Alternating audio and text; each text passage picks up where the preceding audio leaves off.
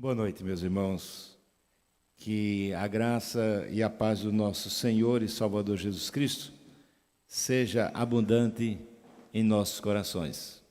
É um prazer estar de volta aqui à igreja.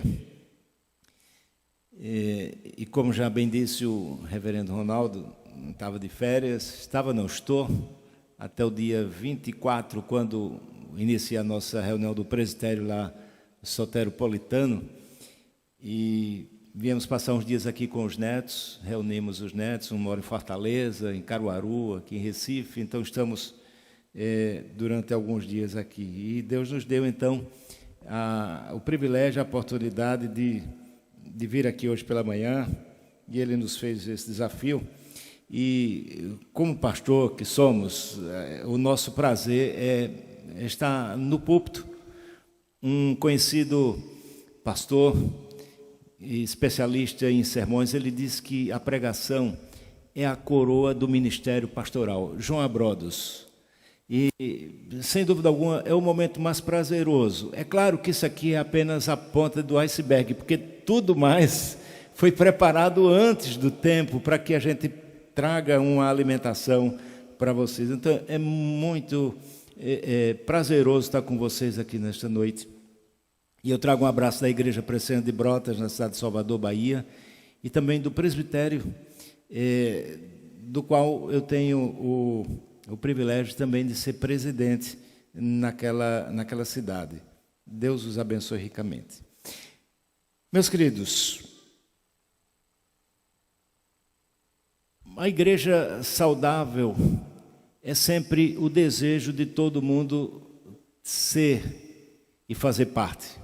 É muito interessante que todos querem fazer parte de uma igreja grande, estruturada, com tudo funcionando como uma orquestra, crescendo, o Senhor abençoando, a igreja se desenvolvendo, multiplicando e em paz. Esse é o desejo de todo mundo. E, para isso, muitas vezes as pessoas não fazem absolutamente nada.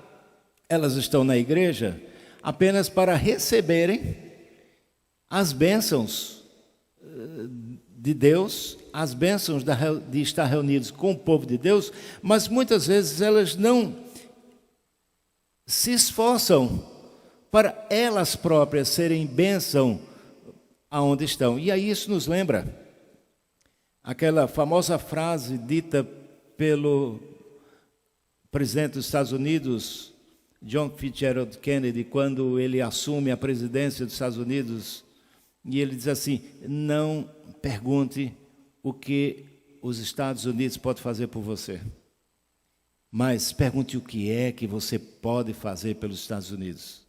Então, muitas vezes, isso é necessário que aconteça na igreja também.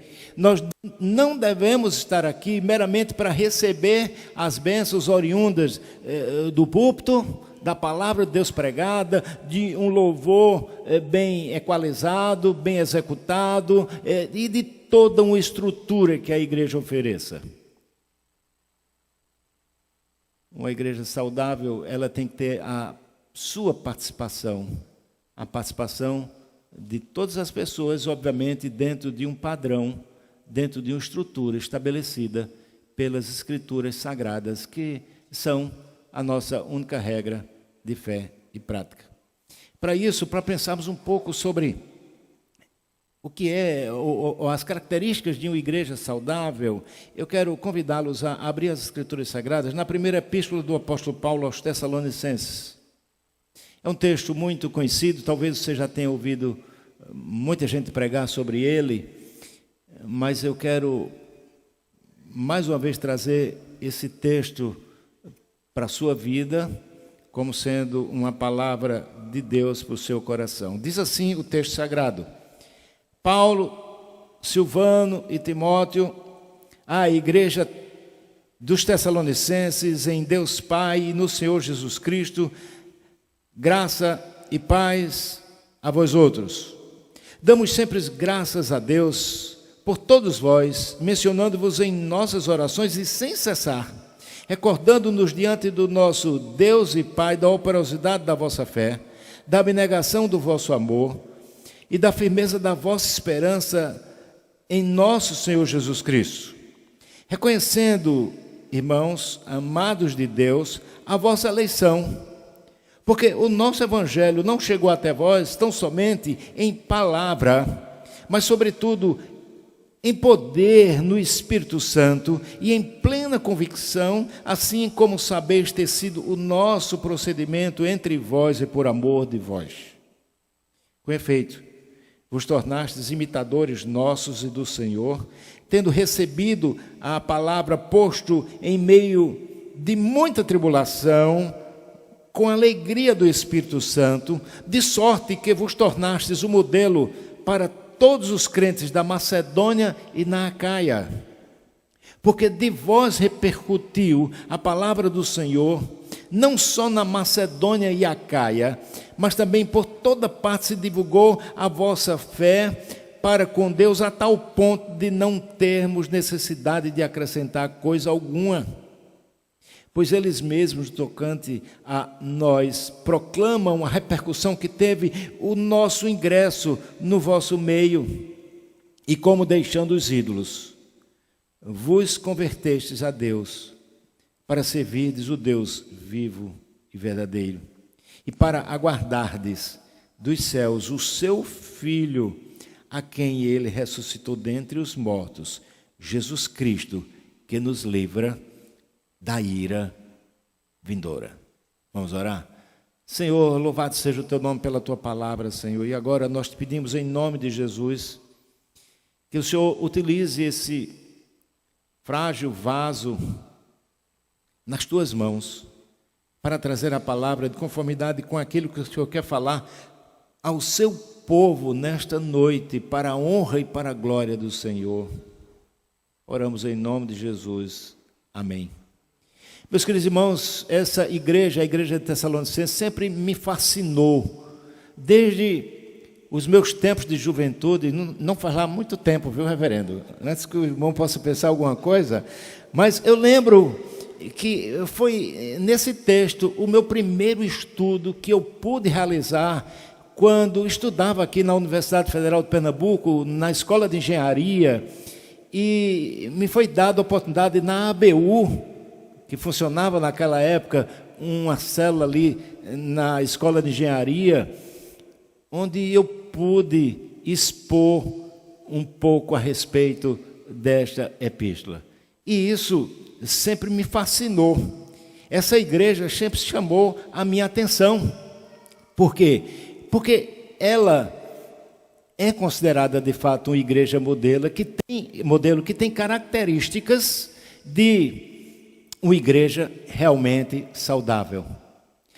Quando as pessoas procuram as Escrituras Sagradas para verem uma igreja que possam tomar como modelo, muitas pessoas tomam por modelo a igreja de Corinto, porque a igreja de Corinto era uma igreja que possuía todos os dons que são relacionados como dons carismáticos. Então, há pessoas que querem dizer que Corinto é uma igreja modelo, mas nós sabemos que não é, porque aquela igreja, da mesma forma que possuía todos os dons, possuía também todos os problemas e dificuldades inerentes de toda e qualquer igreja, mas ela não servia para ser o nosso modelo. Mas a igreja de Tessalônica tem um quê especial, e ela fala muito ao meu coração. A igreja ela foi fundada quando da segunda viagem missionária do apóstolo Paulo. Vocês devem estar lembrados, depois da primeira viagem missionária, Paulo e Barnabé trazem os relatórios à comunidade que os havia enviado, e agora eles estão de partida para a segunda viagem. E ela começa com uma desavença muito grande entre Paulo e Barnabé.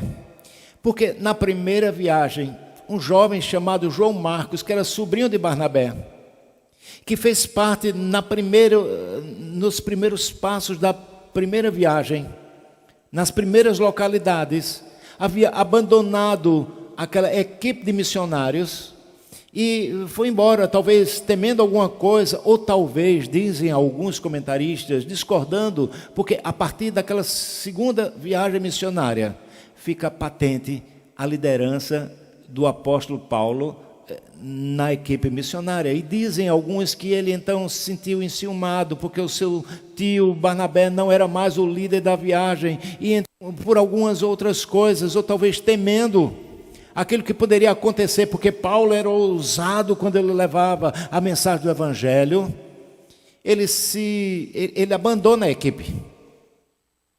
E isso marcou aquela viagem, aquela primeira viagem. E agora, Barnabé quer que João Marcos faça parte de novo da equipe. Paulo não aceita. E há uma discórdia tal entre eles que eles se dividem. E é interessante que Barnabé vai voltar juntamente com João Marcos para fazer o percurso igual àquele da primeira viagem. E Paulo vai fazer no sentido anti-horário, fazendo a rota contrária, com um objetivo que ele tinha em mente, pregar o evangelho em determinada região.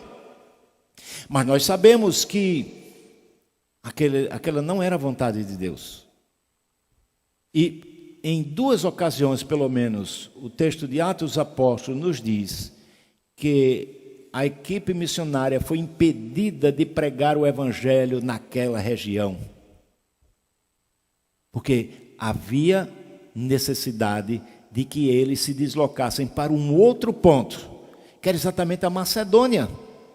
E isso acontece então quando Paulo, certa noite, tem a visita, tem uma visão, onde um varão macedônio pede, implora, passa a Macedônia e ajuda-nos. E agora a equipe tem um novo rumo a seguir. Eles vão para Éfeso, uma cidade importantíssima, para Filipos, uma cidade importantíssima, e ali então se começa a pregar o evangelho em toda aquela região. É claro que o evangelho, quando chega, ele transforma, ele impacta, ele traz uma contracultura, e isso aconteceu lá em Filipos. Nós sabemos do que aconteceu. Paulo e Silas foram presos, e houve toda aquela dificuldade, mas a igreja foi plantada ali, e eles saem dali, principalmente o apóstolo Paulo, com sequelas que ele levaria para toda a sua vida, por conta do sofrimento que ele teve ali pelas autoridades em Filipos.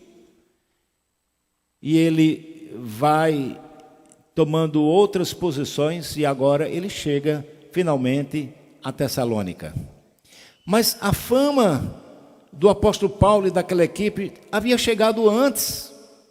E eles chegam a Tessalônica. Se você abrir as escrituras em Atos 17, você vai ver o relato da chegada do evangelho até Tessalônica. Ele prega 14 ou 21 dias.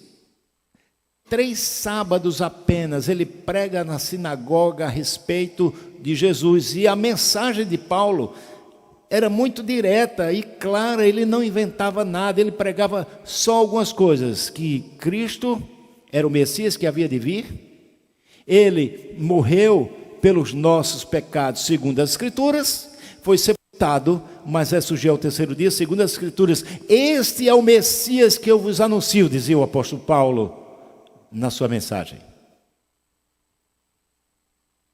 E então, durante, como eu disse a vocês, 14 ou 21 dias, 3 sábados seguintes, ele anunciou o evangelho.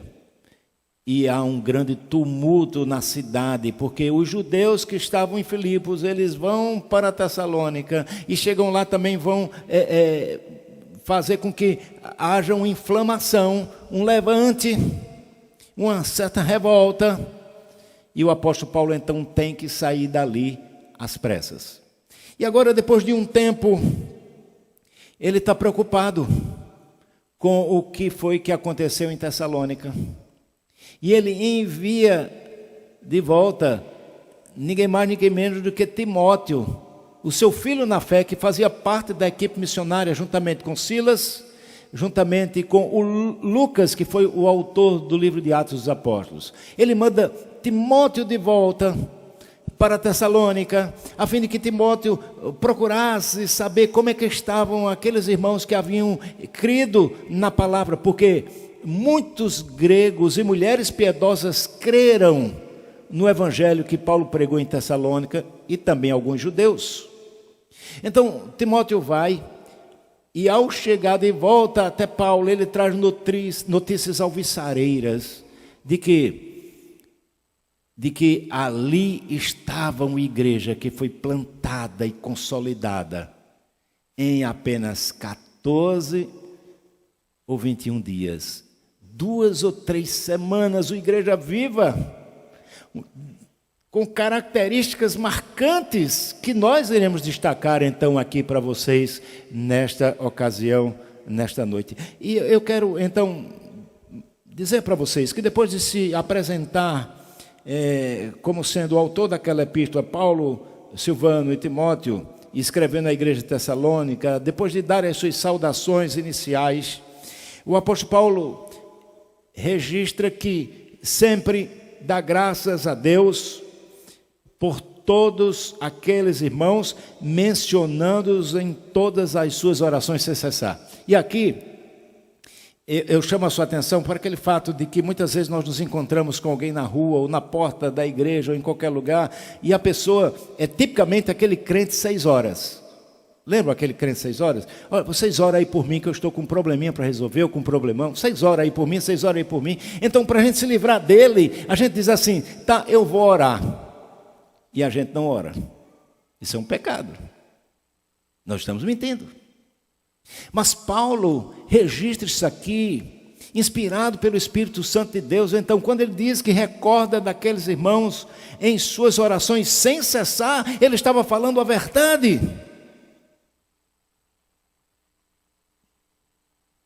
E ele então vai dizer que nessas orações ele recorda diante de Deus de 3 características que eu chamo características de uma igreja saudável. A primeira característica está exatamente no início do versículo 3, quando ele diz assim: recordando-nos diante do nosso Deus e Pai da operosidade da vossa fé. O apóstolo Paulo vai lembrar que aqueles irmãos abraçaram a fé de uma forma diferente de muitos outros, que abraçam meramente as questões periféricas. Mas ele não, aquele povo não, havia abraçado a fé em Jesus Cristo de uma forma tal que esta fé era uma fé operosa. Não era aquela fé que você abraça para vir à igreja aqui, e você vem aqui então apenas para sentar, escutar, louvar a Deus, não é? Receber as bênçãos e ir para casa e fim de papo. Não. Os irmãos da igreja de Tessalônica, que haviam abraçado o evangelho quando Paulo havia pregado, eles tinham uma fé dinâmica.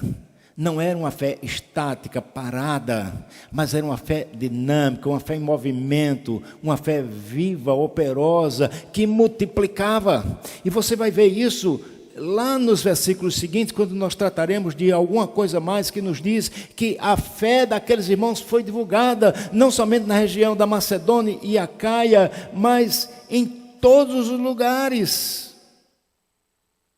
Era uma fé viva de quem compartilha aquilo que já recebeu. Eu lembro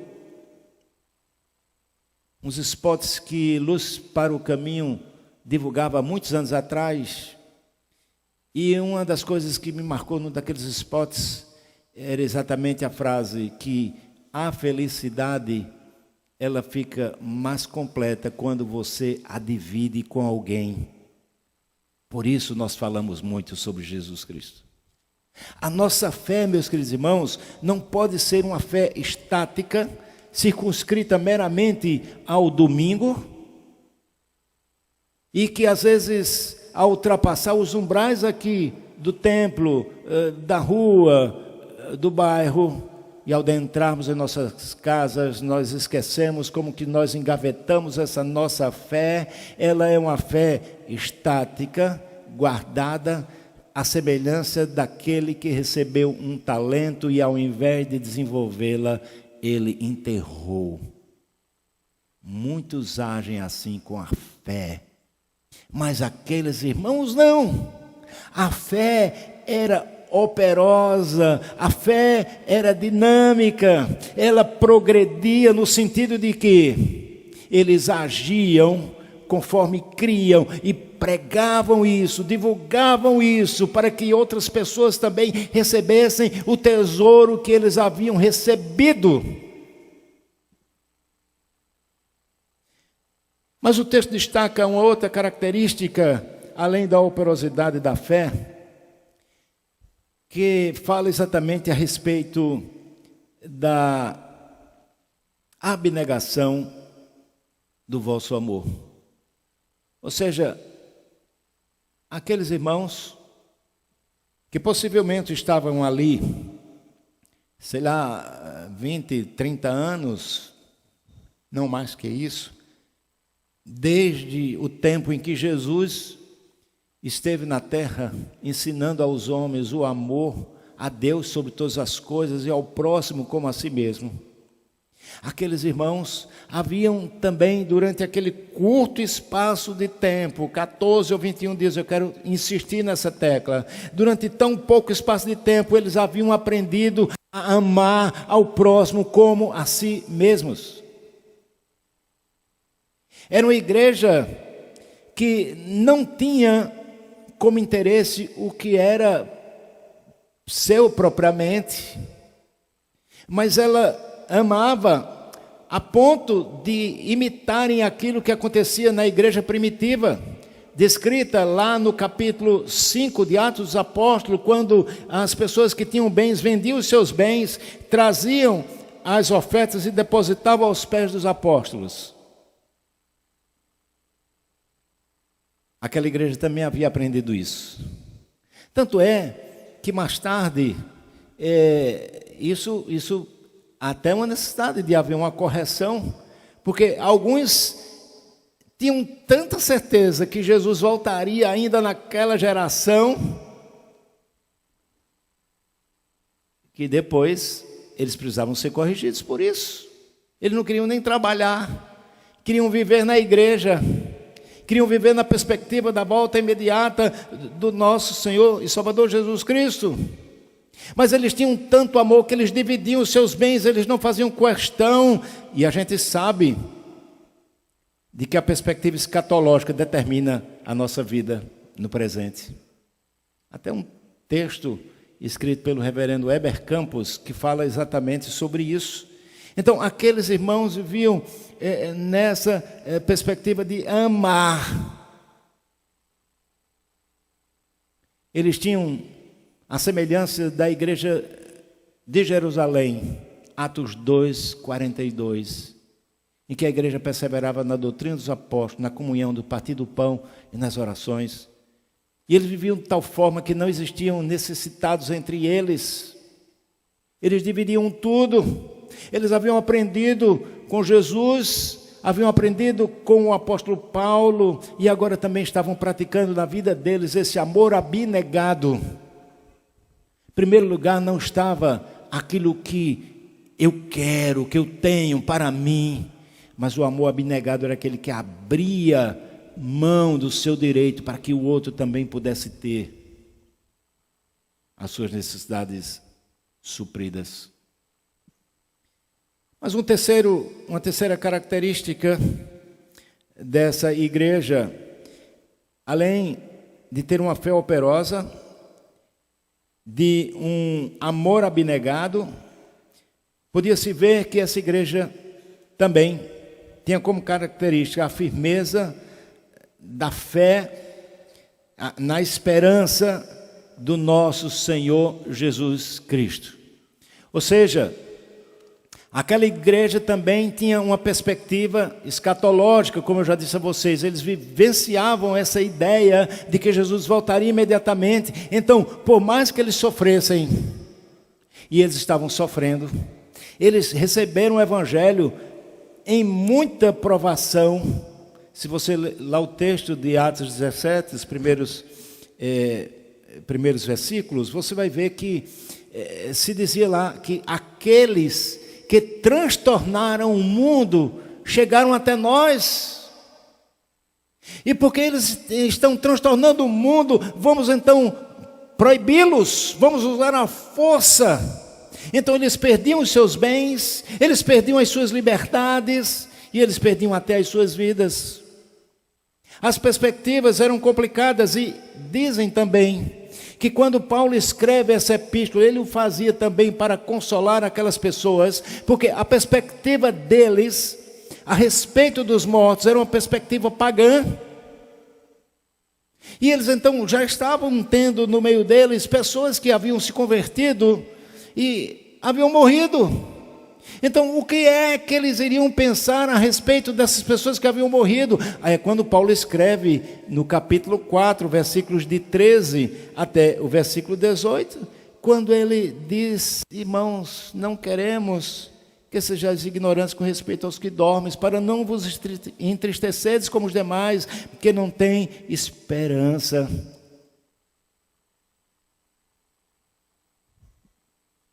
Pois bem, queridos irmãos, aquelas 3 características de uma igreja saudável eram presentes em Tessalônica, na igreja de Tessalônica. Mas é muito interessante também nós pensarmos como é que essas marcas foram impressas no DNA daquela igreja. E isso nós podemos ver na continuação do texto. Porque o apóstolo vai continuar a sua missiva dizendo o seguinte, que reconhece, irmãos amados de Deus, a vossa eleição. E aí ele mostra então vamos dizer assim, as ferramentas que ele utilizou para imprimir no DNA daquela igreja aquelas características saudáveis. E a primeira foi exatamente que ele apresentou o evangelho. Embora ele faça uma ressalva. Observe o versículo 5. Porque o nosso evangelho não chegou até vós tão somente em palavra, ou seja, em logos. Mas é claro que Paulo apresentou o evangelho através de palavras. E como nós já dissemos aqui, e você pode ver o resumo principal do evangelho, que está no capítulo 15 da primeira epístola aos Coríntios. Se você abrir lá as Escrituras Sagradas, a partir do versículo 3, você vai ter o núcleo do Evangelho, sendo redundante, o núcleo central do Evangelho, que diz assim: antes de tudo vos entreguei o que também recebi, que Cristo morreu pelos nossos pecados, segundo as Escrituras, e que foi sepultado e ressuscitou ao terceiro dia, segundo as Escrituras. Então, Paulo levou ali o evangelho de Jesus. Ele não levou o seu próprio conhecimento, e Paulo poderia fazer isso porque ele era judeu de judeu, ele era fariseu. Paulo tinha aquilo que nós poderíamos fazer um correlato hoje, 2 doutorados em língua hebraica, na cultura hebraica, e ele então podia ter levado ali os ensinamentos rabínicos, mas ele não o fez. Paulo também poderia, meus queridos irmãos, apresentar o evangelho ali de conformidade com a filosofia, porque Paulo foi educado aos pés do sábio Gamaliel, mas ele não o fez. Ele preferiu levar o evangelho puro e simples do nosso Senhor e Salvador Jesus Cristo, que diz que Cristo morreu pelos nossos pecados, segundo as Escrituras. Foi sepultado, mas ressurgiu ao terceiro dia, segundo as Escrituras. Mas observe que ele vai dizer que não foi apenas isso que ele apresentou. A continuação do versículo 5 nos diz que, sobretudo, ele fez isso em poder no Espírito Santo, em dínamos. É a palavra grega que ele usa aqui, ou seja, no poder do Espírito Santo, Paulo apresentou o evangelho àquela igreja na simplicidade, sem rodeios. Ele foi ao cerne do evangelho, ao núcleo do evangelho e pregou 14 ou 21 dias no poder do Espírito Santo. Não no seu próprio poder, não utilizando linguagem de persuasão, porque dizem que Paulo era um péssimo orador. O orador famoso da época não era Paulo, era Apolo. Mas Paulo fez isso com maestria no poder do Espírito Santo de Deus. E isso fez com que o DNA daquela igreja fosse marcado, porque foi algo feito pelo próprio Espírito Santo de Deus. Mas não apenas isso. As características da igreja saudável foram realmente implementadas a partir da pregação fiel do Evangelho, no poder do Espírito Santo, mas ele usa outra questão aí, em plena convicção, assim como sabeis ter sido o nosso procedimento entre vós e por amor de vós, em plena convicção. A palavra grega é pleroforia. E essa palavra, meus queridos irmãos, ela traz à tona que não existia nenhuma dúvida do apóstolo Paulo, no coração do apóstolo Paulo, que naquela cidade de Tessalônica, aonde ele pôde pregar na sinagoga ou em qualquer outro lugar, ali existiam pessoas que eram eleitas do Senhor. E por isso ele pregava nessa convicção, e por isso os resultados aconteceram. Ele tinha plena convicção, como nós temos que ter plena convicção que esta cidade, ela está repleta de eleitos do Senhor que não foram ainda alcançados pela palavra, pelo Evangelho, não tiveram suas vidas ainda transformadas. Mas o Senhor quer nos usar para, através da nossa fé operosa, nós falarmos com fidelidade o Evangelho, no poder do Espírito Santo. E essas pessoas serão alcançadas, serão convencidas pelo Espírito Santo do pecado, da justiça e do juízo. Serão chamadas irresistivelmente à fé cristã. Isso aconteceu naquela igreja. Isso acontece também hoje. Mas, meus queridos irmãos, essas marcas de fé dinâmica, operosa, amor abnegado e firmeza na esperança da volta do Senhor Jesus Cristo, ela gerou um efeito naquela igreja, que foi exatamente fazer com que aquela igreja se tornasse imitadoras de Paulo e do Senhor Jesus, porque se assim não fora, aqueles irmãos não teriam resistido às adversidades quando o Evangelho ali foi pregado. Você vai observar que Paulo registra isso muito claro, que eles receberam a palavra, no versículo 6, posto em meio a muita tribulação, com alegria no Espírito Santo. Isso significa, meus queridos irmãos, que a alegria não é ausência de lutas, de labutas, porque algumas coisas só serão conseguidas através de muita luta, de muito esforço, de muita labuta. Isso aconteceu ali, e você deve...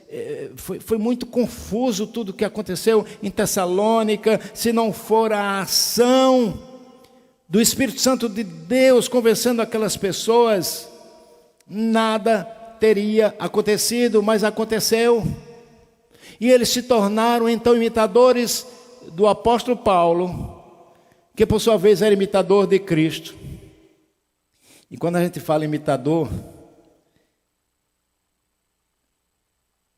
nós devemos imitar sim coisas boas. Nós não devemos imitar o mundo. Não devemos imitar essas coisas que não são benéficas para a nossa vida espiritual, nem para a nossa vida profissional, outra coisa qualquer. Nós devemos ser imitadores de Cristo em todos os atos, na fé, na abnegação do amor, na firmeza da esperança.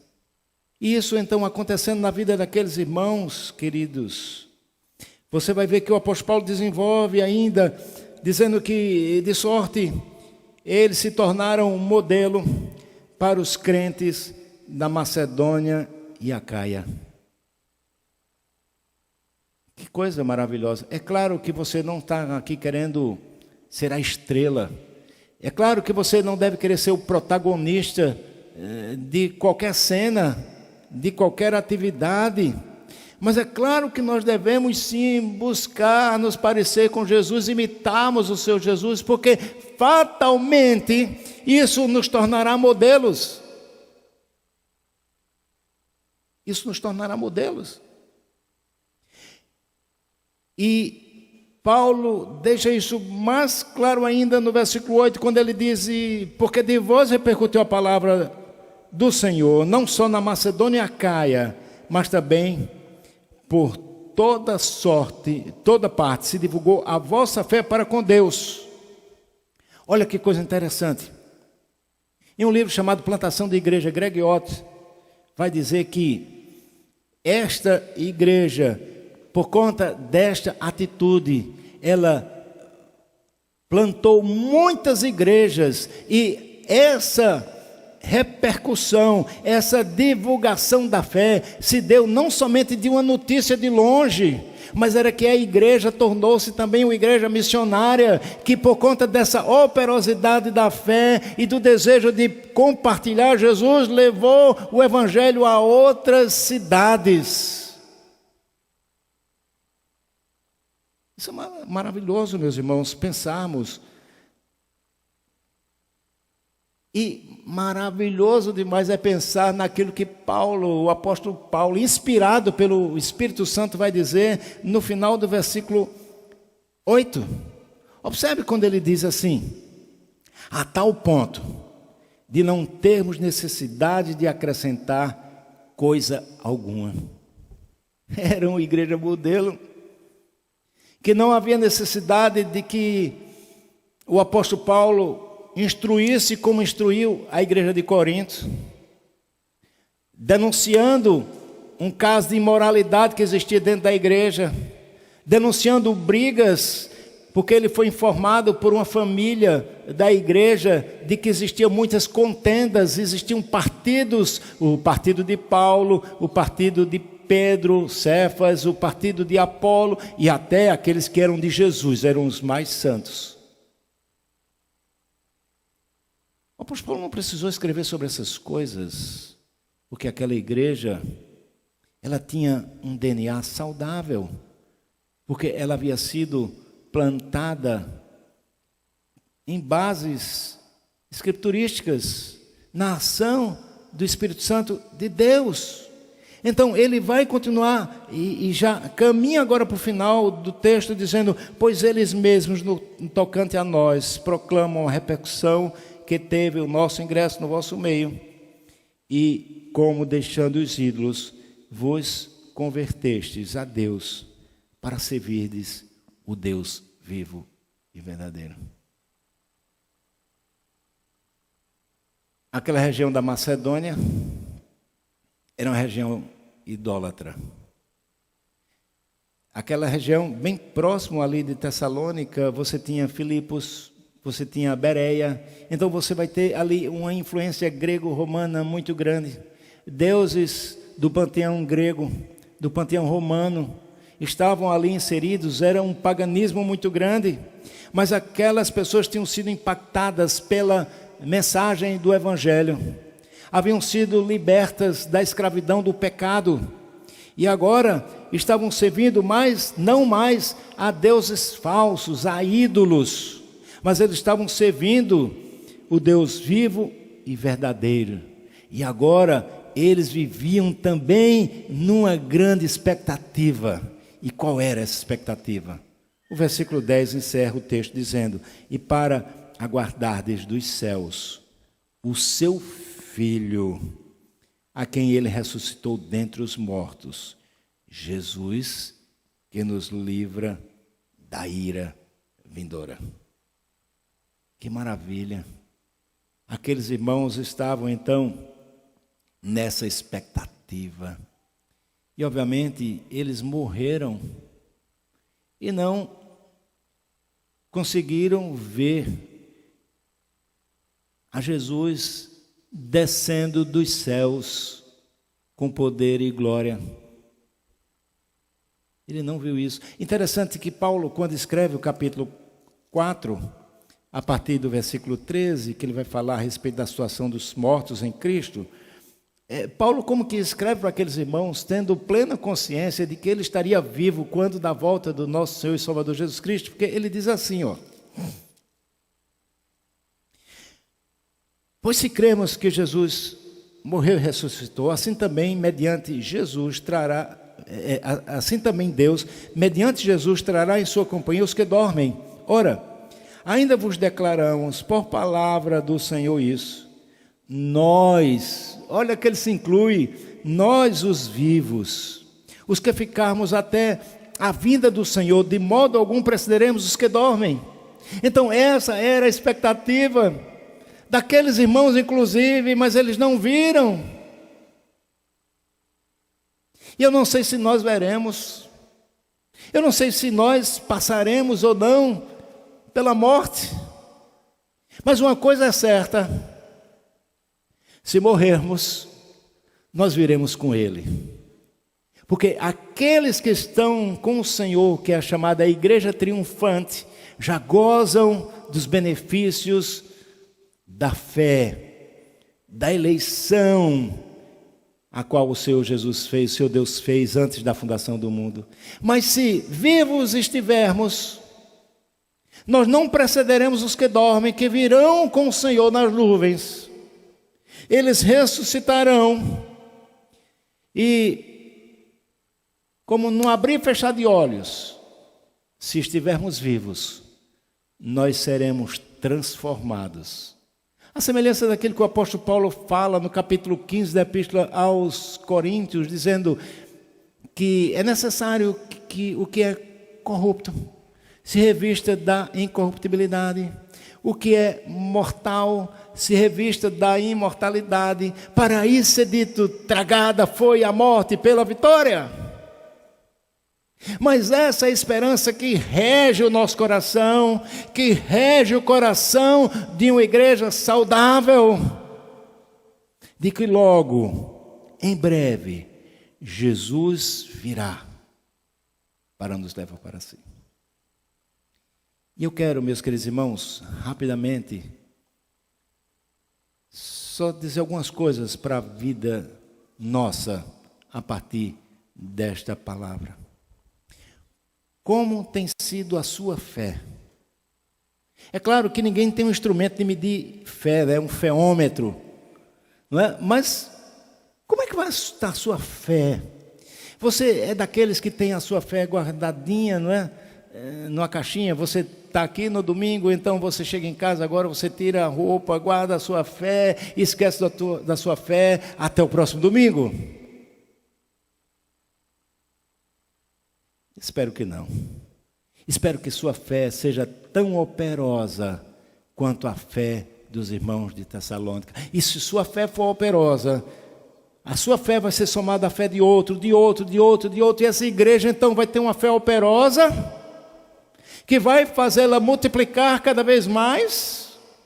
Pessoas serão evangelizadas, serão convertidas, essa igreja crescerá, se multiplicará, aqui, ali, alhures, em todos os lugares, cumprindo assim com a grande comissão que nos foi dada pelo nosso Senhor e Salvador Jesus Cristo. Mas uma segunda coisa: e o seu amor para com o próximo, como é? Será que você é daqueles que não está preocupado com aquilo que está ao seu redor? Será que você não está preocupado com os perdidos. E aí é claro que nós não conseguiremos mudar o status de eleito ou não eleito, porque isso compete tão somente ao Senhor. Mas nós podemos sim mudar o status de um pecador eleito que ainda está no pecado. Nós poderemos colaborar para levarmos a mensagem do Evangelho, para que o Espírito Santo haja no seu coração e faça dele uma nova criatura. Isso nós poderemos fazer. Então nós precisamos amar também, levando essa mensagem do Evangelho a outros. Não somente isso, também vendo as necessidades. Uma das características da igreja é a obra da misericórdia. Nós, muitas vezes, somos aqueles que apenas defendemos a fé, mas não praticamos as obras. Isso é algo que deve ser mudado na nossa vida. Nós temos que nos preocupar com os menos favorecidos. Eu sei que essa igreja se preocupa, sua junta diaconal, com aqueles que são carentes. E por último, como anda a sua expectativa com relação à segunda vinda de Cristo? Como anda? Às vezes nós nem lembramos.